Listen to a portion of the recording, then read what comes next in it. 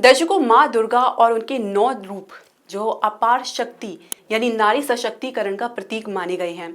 माता सृजन व संहार दोनों स्वरूपों को धारण करती है और इस धरती में जितनी भी नारी है या स्त्री है वे उन्हीं के स्वरूप का प्रतीक माना गया है। तो यदि हम 9 दुर्गा के विभिन्न रूपों को समझें आज के परिदृश्य में, तो क्या हमें समझाते हैं, क्या शिक्षा देते हैं, इसे समझना बहुत ज़रूरी है, क्योंकि इसी के साथ हम अपना रिश्ता माता के साथ और मजबूत बनाते हैं। हरे कृष्ण दर्शकों, वैदिक एस्ट्रोकेन में आपका स्वागत है। मैं ज्योतिष आचार्य पूजा। तो नवरात्रे आ रहे हैं, तो नवरात्रे में माता के 9 स्वरूपों की तो पूजा अर्चना की ही जाती है। तो उसके बारे में यदि हम गहन से जान पाए तो बहुत ही अच्छा रहेगा और इससे हमारा संबंध माता के साथ और भी मजबूत बनेगा। अब जैसे कि पहला जो माता का स्वरूप है वो शैलपुत्री के नाम से जाना जाता है, यानी कि महाराजा हिमाचल की पुत्री के रूप में। तो ये सबसे पहला रिश्ता जो होता है किसी भी स्त्री का होता है वो एक बेटी का होता है, और इसीलिए देवी भी सबसे पहले बेटी ही कहलाई गई। उन्हें शैलपुत्री कहा जाता है, यानी पर्वतराज की पुत्री। अब जो दूसरा स्वरूप है वो है ब्रह्मचारिणी का, विद्यार्थी जीवन। इसके बाद ब्रह्मचारिणी बनती है, यानी उनका विद्यार्थी जीवन शुरू होता है, सीखने और बढ़ने का समय होता है, इसलिए उनके हाथ में कोई हथियार नहीं होते हैं। गौर करने वाली बात यह भी है कि माता ब्रह्मचारिणी किसी भी वाहन पे सवारी नहीं लेती, चाहे वो शेर हो या बाघ हो। इसके अलावा अगर हम तीसरा स्वरूप माता के बारे में जानें तो है चंद्रघंटा, यानी विवाह और शक्ति का प्रतीक। तो इसके बाद उनका विवाह होता है, वे चंद्रघंटा कहलाती है, अपने पति के अर्धचंद्र को धारण करती है, तो इसलिए चंद्रघंटा कहलाई गई है।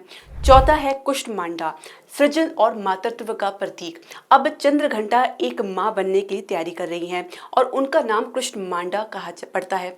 और इसके अलावा कुष्ठमांडा का ये भी अर्थ अगर समझे तो कुष्ठ अर्थात ब्रह्मांड और अंड का अर्थ है अंडा, तो इस रूप में सृजन शक्ति का प्रतीकात्मक स्वरूप बनती है। और पांचवी माता का स्वरूप है स्कंद माता, मातृत्व की चरम अवस्था को ये दर्शाता है।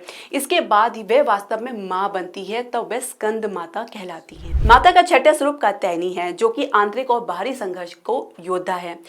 यहाँ उनकी आंतरिक यात्रा शुरू होती है, वह कात्यायनी के रूप में प्रकट होती है। वह महिषासुर का संहार करती है। अब महिषासुर यहाँ पे सिर्फ राक्षस ही नहीं, बल्कि स्त्री के भीतर और बाहर संघर्षों का प्रतीक है। आंतरिक संघर्ष जिसमें नकारात्मक भावनाओं से लड़ाई, और बाहरी संघर्ष जिसमें पितृसत्ता और समाज के कठोर नियमों से लड़ाई, तो ये भी ये चीज दर्शाता है। सातवां स्वरूप माता का कालरात्रि है, सीमाओं को तोड़ने वाली शक्ति। जब एक स्त्री समाज के बनाए नियमों को तोड़ती है और अपने भीतर की हर सकारात्मक और नकारात्मक शक्तियों को अपनाती है तो वह कालरात्रि बन जाती है। महागौरी माता का आठवां स्वरूप, अनुभव से उत्पन्न प्रेरणा। जब एक स्त्री के जीवन के हर पहलू पूरी गरिमा के साथ पार कर लेती हैं तो वह दूसरों के लिए प्रेरणा बन जाती है, इसलिए उन्हें महागौरी कहा जाता है। महा का अर्थ है महान। इस अवस्था में वह अन्य महिलाओं और पूरे समाज को अपलिफ्ट करने की शक्ति प्राप्त कर लेती हैं। नौवीं माता का स्वरूप है सिद्धिदात्री, आशीर्वाद और शक्तियों की दात्री। यही कारण है अंततः उन्हें सिद्धिदात्री कहा जाता है। वो वरदान देने वाली माता है, वो देवी जो सबका कल्याण करती है। देवी की आराधना करने से ना केवल उनसे आशीर्वाद प्राप्त होता है, बल्कि उनसे सिद्धि भी प्राप्त की जाती है।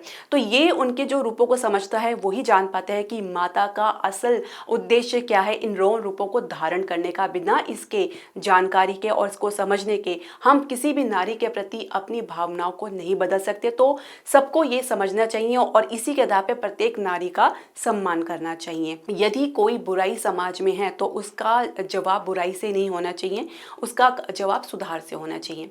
तो दर्शकों, माता के 9 स्वरूपों का पूजा का जो हमें अवसर मिल रहा है इन नवरात्रों में, तो हमें उसका पूर्ण लाभ उठाना चाहिए और माता को प्रसन्न करने का हर संभव प्रयास करना चाहिए। तो ये नवरात्रे माता की भक्ति में डूबने का है। तो दर्शकों, आपके जो भी प्रश्न, सजेशन या क्वेरी है आप हमारे कमेंट बॉक्स में ज़रूर डालें। इसके अलावा आप हमारे चैनल को लाइक, शेयर, सब्सक्राइब करना बिल्कुल ना भूलें। हरे कृष्णा और जय माता दी।